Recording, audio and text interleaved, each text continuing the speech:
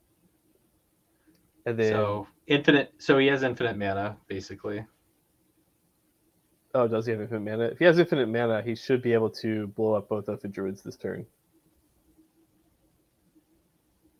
Because he's got the monk realist in his hand.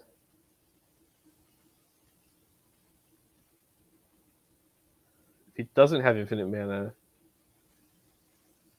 I guess he's got infinite mana, but he takes infinite damage because it's a City of Brass. No, he does. He doesn't have to tap City Brass. He has double reflecting pool, so he's Yeah, but to net any mana, he would need to Oh tap the City of Brass. Okay. no, because he doesn't need. Well, apparently he had some infinite combo there. So let's see. He gets Yeah, Palinchron back. recurring nightmare Palinchron. He just keeps looping the. Yeah. So he basically only has to pay 3, or 6 to get the Palinchron back, right? But the City of Brass is doing 1 every time. Oh, but he does have the Granger in place. So maybe if he gets the Granger, that's enough. If he gets the Granger the second time, that's the 7th land he needs. Right? Because he goes, it's another basic, untaps that one with Palinchron. He doesn't need to tap the city every turn, and then he can go off. So I believe David demonstrated infinite loop there, at least to the satisfaction of his opponent. I'm not super convinced, but I think it's there. I'll believe him. I know David personally. I think he's a smart player. I think he's got it there. So yeah. Turns out. Yeah, you're right. No, you're right with the Granger. It makes it easy. So he takes a few points of damage. Makes it happen. He gets a few lands in play, and so yeah, he said the way that he wins is basically with infinite mana. He can loop it such that he gets a Chroma in play, Spike Feeder dumping a bunch of counters on a Chroma to win that turn. Mm-hmm. Mm-hmm. So he doesn't even need to blow up the other druids. So yeah, turns out the other druids there didn't do anything. Maybe if Ryan had waited a turn, seen if David had tried to play the creature on turn 1 or 2, and then try to catch him with the oath, it could have been different. Yeah, that was my concern with him playing it out before David, because like he could kind of get him. He could have gotten him with But given the creatures that he's oathing into, I'm not sure it would have been enough.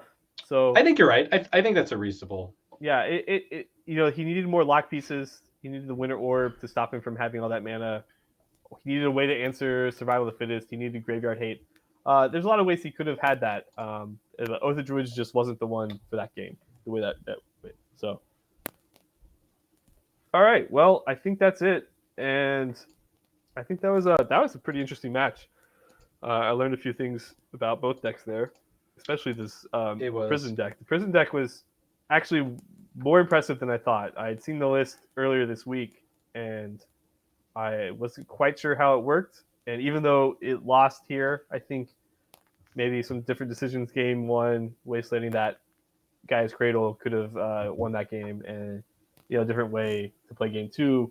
I still think it's a good choice, and I think there's some good ideas there.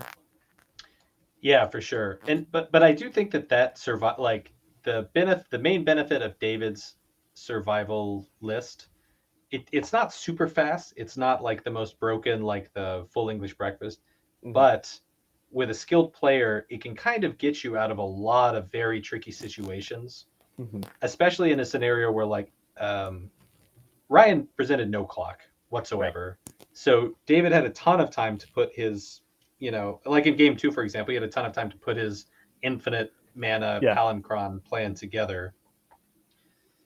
Yeah, and game 1, Ryan did 14 damage to himself. And right? That just made the Chroma instantly lethal. So, yeah, I think David showed that the power of survival. So if you're going to play in this format, you kind of need to kill survival, either right away or have some way to break up whatever comes next. But I think the best way is to just kill it when you see it and hope that it didn't do enough damage already. So. Right, and if you can't kill survival, kill the land that enables survival. All right, are they done? I can't tell. They're trying to. It looks like they're done. Right? They're just chit chatting with each other. Okay, they're okay. Done. I don't have their audio on, so. I've got a real low volume. Okay. All right, guys. I think this was a great week. Congratulations to David and Galen for their wins and probably their top eights, and hopefully we'll see Ryan and Kai. Maybe they'll sneak in on the tiebreakers for the top eight as well. We'll be doing that next week. The final three matches of the top eight will be next week. Same time, 7 o'clock Central Time. This channel, twitch.tv/romancing the stones. Anything else to add? No, I'm excited. I'm excited to see the top eight. Excited to see that coverage. That's about it. Yeah, me too. Me too. I really missed out playing this league, so I'm ready to watch some top eight and ready for the next league to start. So, all right, guys, thanks for watching, and we'll see you next time. Have a good night. Good.